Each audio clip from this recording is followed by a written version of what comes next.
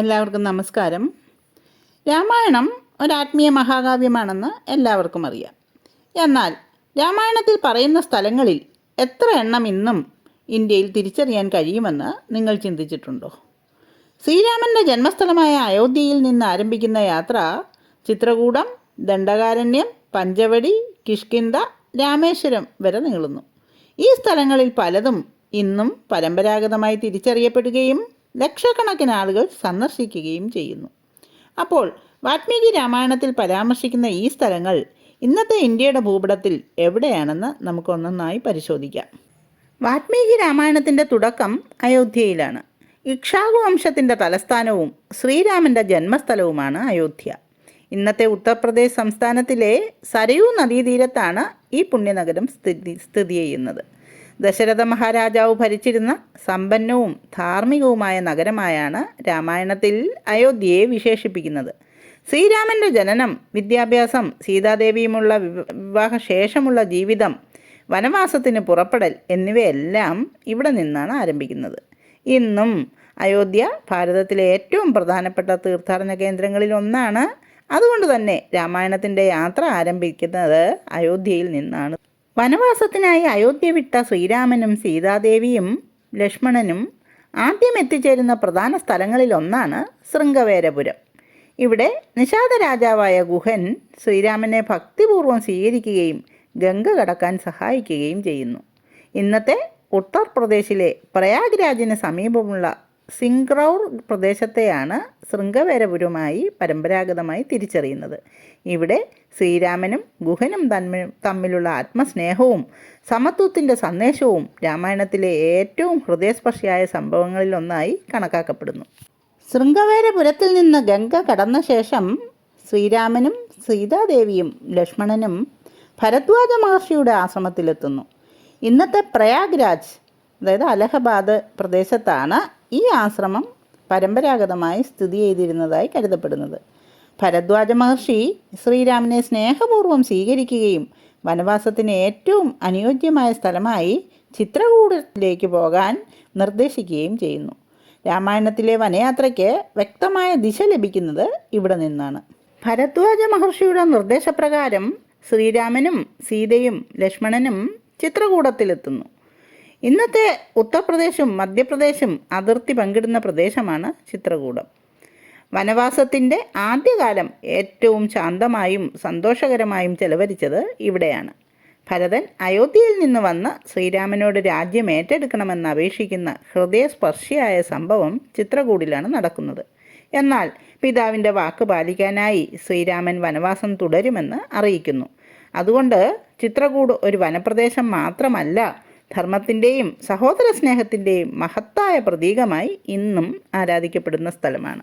ചിത്രകൂടിൽ നിന്ന് യാത്ര തുടർന്ന ശ്രീരാമനും സീതാദേവിയും ലക്ഷ്മണനും അത്രി മഹർഷിയുടെയും പതിവ്രത രത്നമായ അനസൂയാദേവിയുടെയും ആശ്രമത്തിലെത്തുന്നു.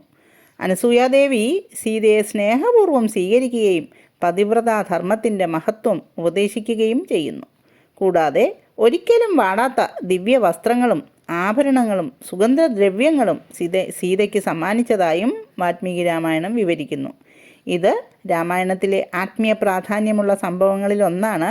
ഈ ആശ്രമം ചിത്രകൂട് മേഖലയുമായി പരമ്പരാഗതമായി ബന്ധിക്കപ്പെട്ടിരിക്കുന്നു.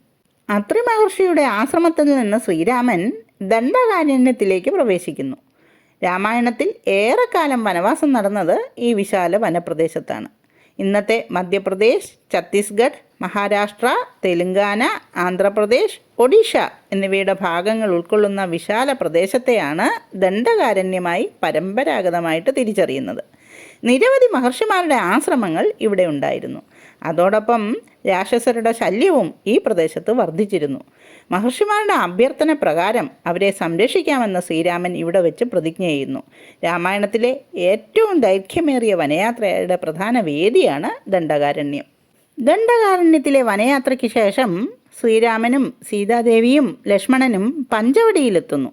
ഇന്നത്തെ മഹാരാഷ്ട്രയിലെ നാസിക് പ്രദേശത്തെയാണ് പഞ്ചവടിയായി പരമ്പരാഗതമായി തിരിച്ചറിയുന്നത്.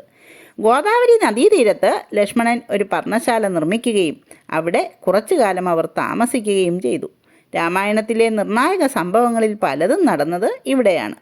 ശൂർപ്പണഖ ശ്രീരാമനെ സമീപിക്കുന്നതും ലക്ഷ്മണൻ അവളുടെ മൂക്കും ചെവിയും ഛേദിക്കുന്നതും മാരീചൻ സ്വർണമാനിൻ്റെ രൂപത്തിൽ എത്തുന്നതും സീതാദേവി അതിനെ വേണമെന്ന് ആവശ്യപ്പെടുന്നതും ഒടുവിൽ രാവണൻ സീതയെ അപഹരിക്കുന്നതും പഞ്ചവടിയിലാണ്. അതുകൊണ്ട് തന്നെ രാമായണത്തിൻ്റെ കഥയിൽ വലിയ വഴിത്തിരിവ് സൃഷ്ടിച്ച സ്ഥലമാണ് പഞ്ചവടി. പഞ്ചവടിക്ക് സമീപമുള്ള പ്രദേശമാണ് ജനസ്ഥാനം.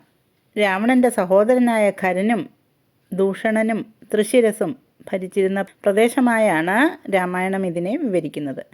ശൂർപ്പണഖയുടെ പരാതിയെ തുടർന്ന് ഖരനും ദൂഷണനും വലിയ സൈന്യവുമായി ശ്രീരാമനെ ആക്രമിക്കുന്നു. എന്നാൽ ശ്രീരാമൻ അവരെ പരാജയപ്പെടുത്തുന്നു. ഈ സംഭവമാണ് രാവണനെ നേരിട്ട് പ്രതികാരത്തിനിറങ്ങാൻ പ്രേരിപ്പിച്ചത്. അതിൻ്റെ തുടർച്ചയായാണ് മാരീചൻ്റെ സഹായത്തോടെ സീതാപഹരണം നടക്കുന്നത്. അതിനാൽ ജനസ്ഥാനം രാമായണത്തിലെ യുദ്ധസംഭവങ്ങൾക്ക് തുടക്കം കുറിച്ച പ്രധാന പ്രദേശമായി കണക്കാക്കപ്പെടുന്നു. പിന്നീട് സീതാദേവിയെ അന്വേഷിച്ചുള്ള യാത്രയിൽ ശ്രീരാമനും ലക്ഷ്മണനും ശബരി എന്ന ഭക്തയുടെ ആശ്രമത്തിലെത്തുന്നു.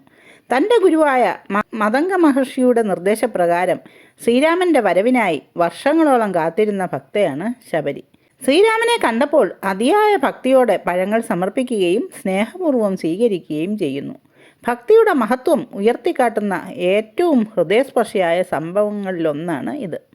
ശബരിയുടെ ആശ്രമം പരമ്പരാഗതമായി കർണാടകയിലെ പമ്പ സരോവർ പ്രദേശവുമായി ബന്ധിക്കപ്പെട്ടിരിക്കുന്നു. ചില പ്രാദേശിക പാരമ്പര്യങ്ങൾ മറ്റു സ്ഥലങ്ങളും ചൂണ്ടിക്കാണിക്കുന്നതിനാൽ ഇതിൻ്റെ കൃത്യമായ സ്ഥാനം സംബന്ധിച്ച് വ്യത്യസ്ത അഭിപ്രായങ്ങളുണ്ടെന്നത് ശ്രദ്ധേയമാണ്. ശബരിയുടെ ആശ്രമത്തിൽ നിന്ന് ശ്രീരാമൻ പമ്പ സരോവരിലെത്തുന്നു. സീതയെ വേർപിരിഞ്ഞ ദുഃഖത്തിൽ കഴിയുന്ന ശ്രീരാമന് ഇവിടെ വെച്ചാണ് ഹനുമാനെ കണ്ടുമുട്ടാനുള്ള വഴിയൊഴങ്ങുന്നത്. തുടർന്ന് സുഗ്രീവനുമായുള്ള സൗഹൃദത്തിലേക്കും കിഷ്കിന്ധയിലേക്ക് കഥ നീങ്ങുന്നു. പമ്പ സരോവറിൻ്റെ സ്ഥാനം സംബന്ധിച്ച് വ്യത്യസ്ത പാരമ്പര്യങ്ങളുണ്ട്. ഭൂരിഭാഗം ഗവേഷകരും ഇതിനെ ഇന്നത്തെ കർണാടകയിലെ ഹംപി പ്രദേശവുമായി ബന്ധിപ്പിക്കുന്നു. അതേസമയം കേരളത്തിലും പമ്പാ നദി, ശബരിമല, ചടയമംഗലം എന്നിവയെ രാമായണവുമായി ബന്ധിപ്പിക്കുന്ന സമ്പന്നമായ ഐതിഹ്യങ്ങളും ഭക്തി പാരമ്പര്യങ്ങളും നിലനിൽക്കുന്നു. അതുകൊണ്ട് ഈ വിഷയത്തെ ചരിത്രപരമായ പഠനങ്ങളുടെയും പ്രാദേശിക പാരമ്പര്യങ്ങളുടെയും വെളിച്ചത്തിൽ ഒരുപോലെ മനസ്സിലാക്കുന്നതാണ് ഉചിതം. ഇനി നമുക്ക് ശ്രീരാമനും ഹനുമാനും ആദ്യമായി കണ്ടുമുട്ടിയതായി വിശ്വസിക്കപ്പെടുന്ന കിഷ്കിന്ധയിലേക്ക് പോകാം. ഈ പമ്പ സരോവരിൽ നിന്ന് ശ്രീരാമനും ലക്ഷ്മണനും ഋഷ്യമുഖ പർവ്വതത്തിലെത്തുന്നു. ഇവിടെ വെച്ചാണ് ഹനുമാൻ ആദ്യമായി ശ്രീരാമനെ കാണുന്നത്. ആദ്യം ഒരു ബ്രാഹ്മണൻ്റെ വേഷത്തിലെത്തിയ ഹനുമാൻ അവരുടെ ലക്ഷ്യം മനസ്സിലാക്കിയ ശേഷം സുഗ്രീവൻ്റെ അടുക്കലേക്ക് ശ്രീരാമനെ കൊണ്ടുപോകുന്നു. രാമായണത്തിലെ ഏറ്റവും മഹത്തായ സൗഹൃദങ്ങളിലൊന്നായ ശ്രീരാമ ഹനുമാൻ ബന്ധത്തിൻ്റെ തുടക്കം ഇവിടെയാണ്. ഭൂരിഭാഗം ഗവേഷകരും ഋഷ്യമുഖ പർവ്വതത്തെ ഇന്നത്തെ കർണാടകയിലെ ഹംപി പ്രദേശവുമായി ബന്ധിപ്പിക്കുന്നു. ഋഷ്യമുഖ പർവ്വതത്തിൻ്റെ സമീപമായിരുന്നു വാനര രാജ്യമായ കിഷ്കിന്ധ. ബാലിയുടെ ഭയത്താൽ സുഗ്രീവൻ ഋഷ്യമുഖ പർവ്വതത്തിൽ അഭയം തേടിയിരുന്നു. ശ്രീരാമനുമായി സൗഹൃദം സ്ഥാപിച്ച ശേഷം ബാലിയെ വധിച്ച് സുഗ്രീവനെ കിഷ്കിന്ധയുടെ രാജാവാക്കുന്നു. തുടർന്ന് സീതയെ കണ്ടെത്താനുള്ള ദൗത്യം ആരംഭിക്കുന്നു. ഹനുമാനെയും അങ്കദനെയും ജാമ്പവാനെയും ഉൾപ്പെടെയുള്ള വാനരസേനയെ 4 ദിക്കുകളിലേക്കും അയക്കുന്നു. ദക്ഷിണ ദിശയിലേക്കുള്ള സംഘത്തിനാണ് പിന്നീട് സീതാദേവിയെ കണ്ടെത്താനുള്ള മഹാഭാഗ്യം ലഭിക്കുന്നത്. ഇന്നത്തെ കർണാടകയിലെ ഹംപി പ്രദേശത്തെയാണ് കിഷ്കിന്ധയായി പൊതുവെ തിരിച്ചറിയുന്നത്. അവിടെയുള്ള പർവ്വതങ്ങളും ഗുഹകളും പമ്പാ സരോവരവും ഇന്നും രാമായണ സ്മരണകൾ ഉണർത്തുന്ന തീർത്ഥാടന കേന്ദ്രങ്ങളാണ്. കിഷ്കിന്ധയുടെ പ്രദേശവുമായി ബന്ധപ്പെട്ട മറ്റൊരു പ്രധാന സ്ഥലമാണ് അഞ്ജനാദ്രി പർവ്വതം. ഹനുമാന്റെ മാതാവായ അഞ്ജനാദേവിയുടെ പേരിൽ അറിയപ്പെടുന്ന ഈ പർവ്വതം ഹനുമാന്റെ ജന്മസ്ഥാനമായി ഒരു ശക്തമായ പ്രാദേശിക പാരമ്പര്യത്തിൽ വിശ്വസിക്കപ്പെടുന്നു.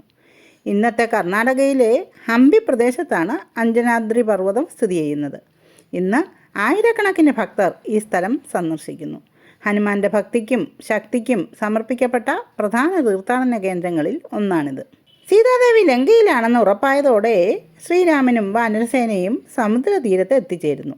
ഇന്നത്തെ തമിഴ്നാട്ടിലെ രാമേശ്വരമാണ് ഈ സ്ഥലമായി പരമ്പരാഗതമായി കണക്കാക്കപ്പെടുന്നത്.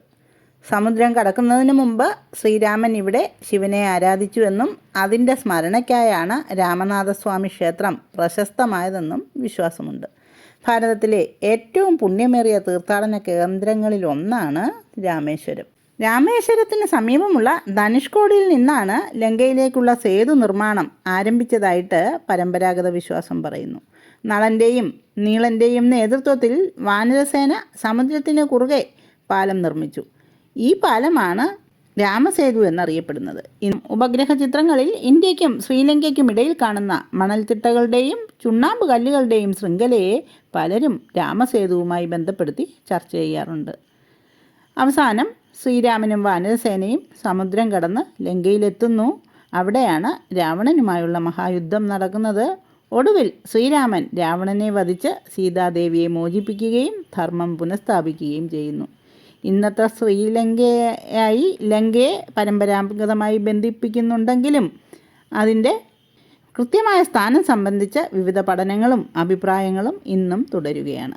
ഇങ്ങനെ നോക്കുമ്പോൾ രാമായണം ഒരു ആത്മീയ ഗ്രന്ഥം മാത്രമല്ല, ഉത്തരേന്ത്യയിൽ നിന്നും ദക്ഷിണേന്ത്യയിലേക്കും അവിടെ നിന്ന് സമുദ്രം കടന്ന് ലങ്കയിലേക്കും വ്യാപിച്ചു കിടക്കുന്ന ഒരു മഹത്തായ സാംസ്കാരിക യാത്രയുടെ രേഖപ്പെടുത്തൽ കൂടിയാണ്.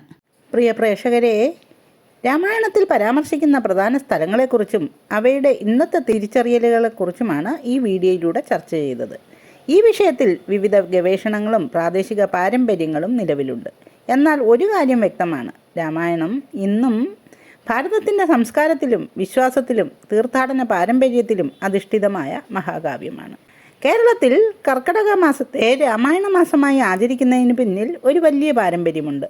മഴ ശക്തമാകുകയും ജീവിതം മന്ദഗതിയിലാകുകയും ചെയ്യുന്ന ഈ കാലഘട്ടത്തിൽ മനസ്സിന് ശാന്തിയും ആത്മബലവും പകരാൻ നമ്മുടെ പൂർവികർ രാമായണ പാരായണത്തിന് പ്രത്യേക പ്രാധാന്യം നൽകി. അതുകൊണ്ട് തന്നെ ഈ മാസം രാമായണ മാസം എന്ന പേരിൽ അറിയപ്പെടുകയും നാലമ്പല ദർശനം പോലുള്ള ഭക്തി പാരമ്പര്യങ്ങൾ വളരുകയും ചെയ്തു. രാമായണ മാസത്തിൽ ആയിരക്കണക്കിന് ഭക്തർ തൃശ്ശൂർ, എറണാകുളം മേഖലയിലെ നാലമ്പല ദർശനം നടത്തുന്നു. തൃപ്രയാർ ശ്രീരാമക്ഷേത്രം, ഇരിങ്ങാലക്കുടയിലെ കൂടൽമാണിക്യ ശ്രീ ഭരതക്ഷേത്രം, തിരുമൂഴിക്കുളം ശ്രീ ലക്ഷ്മണക്ഷേത്രം, പായമ്മൽ ശ്രീ ശത്രുഘ്ന ക്ഷേത്രം എന്നിവ സന്ദർശിക്കുന്ന ഈ തീർത്ഥയാത്ര രാമായണ കഥാപാത്രങ്ങളെ ഇന്നും കേരളത്തിലെ മണ്ണിൽ ജീവസുറ്റതാക്കി നിലനിർത്തുന്ന മഹത്തായ ഒരു ഭക്തി പാരമ്പര്യമാണ്. ഇതുകൂടാതെ കോട്ടയം ജില്ലയിലും നാലമ്പല ദർശന പാരമ്പര്യമുണ്ട്. ഇതെല്ലാം രാമായണം ഇന്നും നമ്മുടെ ജീവിതത്തിൻ്റെയും സംസ്കാരത്തിൻ്റെയും ഭാഗമാണെന്ന് തെളിയിക്കുന്നു. ഈ സ്ഥലങ്ങളിൽ ചിലത് പുരാവസ്തു ഗവേഷണങ്ങളും ചരിത്ര പഠനങ്ങളും അടിസ്ഥാനമാക്കി തിരിച്ചറിയുമ്പോൾ ചിലത് പ്രാദേശിക പാരമ്പര്യങ്ങളുടെയും വിശ്വാസങ്ങളുടെയും ഭാഗമായാണ് ഇന്നും നിലനിൽക്കുന്നത്. എന്നാൽ ഒരു കാര്യം വ്യക്തമാണ്, രാമായണം ഒരു കഥ മാത്രമല്ല, ഇന്ത്യയുടെ സംസ്കാരത്തെയും തീർത്ഥാടന പാരമ്പര്യത്തെയും ഭൂമിശാസ്ത്രത്തെയും ആഴത്തിൽ സ്വാധീനിച്ച മഹാകാവ്യമാണത്. ഉത്തരേന്ത്യയിലെ അയോധ്യയിൽ നിന്ന് ദക്ഷിണേന്ത്യയിലെ രാമേശ്വരം വരെ ഈ മഹാകാവ്യത്തിൻ്റെ ഓർമ്മകൾ ഇന്നും ജീവനോടെ നിലനിൽക്കുന്നു. പ്രിയ പ്രേക്ഷകരെ, രാമായണത്തിൽ പരാമർശിക്കുന്ന പ്രധാന സ്ഥലങ്ങളെക്കുറിച്ചും അവയുടെ ഇന്നത്തെ തിരിച്ചറിയലുകളെക്കുറിച്ചുമാണ് ഈ വീഡിയോയിലൂടെ ചർച്ച ചെയ്തത്. ഈ വിഷയത്തിൽ വിവിധ ഗവേഷണങ്ങളും പ്രാദേശിക പാരമ്പര്യങ്ങളും നിലവിലുണ്ട്. എന്നാൽ ഒരു കാര്യം വ്യക്തമാണ്, രാമായണം ഇന്നും ഭാരതത്തിൻ്റെ സംസ്കാരത്തിലും വിശ്വാസത്തിലും തീർത്ഥാടന പാരമ്പര്യത്തിലും അധിഷ്ഠിതമായ മഹാകാവ്യമാണ്. ഈ വർഷം 2026 രാമായണ മാസത്തിന് ജ്യോതിഷപരമായും ഒരു പ്രത്യേക പ്രാധാന്യമുണ്ട്. ഈ കാലയളവിൽ വ്യാഴത്തിൻ്റെ മൗഢ്യവും ശനിയുടെ വക്രഗതിയും ഒരുമിച്ച് സംഭവിക്കുന്നതിനാൽ ആത്മപരിശോധനയ്ക്കും ധാർമ്മിക ചിന്തകൾക്കും ആത്മീയ സാധനകൾക്കും കൂടുതൽ പ്രാധാന്യം നൽകേണ്ട സമയമായാണ് ജ്യോതിഷം സൂചിപ്പിക്കുന്നത്. അതുകൊണ്ട് തന്നെ രാമായണ പാരായണവും നാലമ്പല ദർശനവും പോലുള്ള ആത്മീയ അനുഷ്ഠാനങ്ങൾക്ക് ഈ വർഷം കൂടുതൽ പ്രാധാന്യം നൽകുന്നു. രാമായണത്തിലെ എല്ലാ സ്ഥലങ്ങളും ഈ വീഡിയോയിൽ ഉൾപ്പെടുത്തിയിട്ടില്ല. പ്രധാനപ്പെട്ട സ്ഥലങ്ങളാണ് പരിചയപ്പെടുത്തിയത്. നിങ്ങൾക്കറിയാവുന്ന മറ്റ് രാമായണ ബന്ധമുള്ള സ്ഥലങ്ങൾ കമൻറ്റിലൂടെ പങ്കുവയ്ക്കൂ. അവയെക്കുറിച്ച് അടുത്ത ഭാഗത്തിൽ നമുക്ക് ചർച്ച ചെയ്യാം. ജ്യോതിഷ സംബന്ധമായ നിങ്ങളുടെ സംശയങ്ങൾക്ക് എൻ്റെ വാട്സാപ്പിൽ ബന്ധപ്പെടാവുന്നതാണ്. ഈ വീഡിയോ നിങ്ങൾക്ക് ഉപകാരപ്രദമായെങ്കിൽ ലൈക്ക് ചെയ്യുക. നിങ്ങളുടെ അഭിപ്രായങ്ങൾ കമൻറ്റിലൂടെ അറിയിക്കുക. ചാനൽ സബ്സ്ക്രൈബ് ചെയ്യുകയും ചെയ്യുക. നന്ദി, നമസ്കാരം.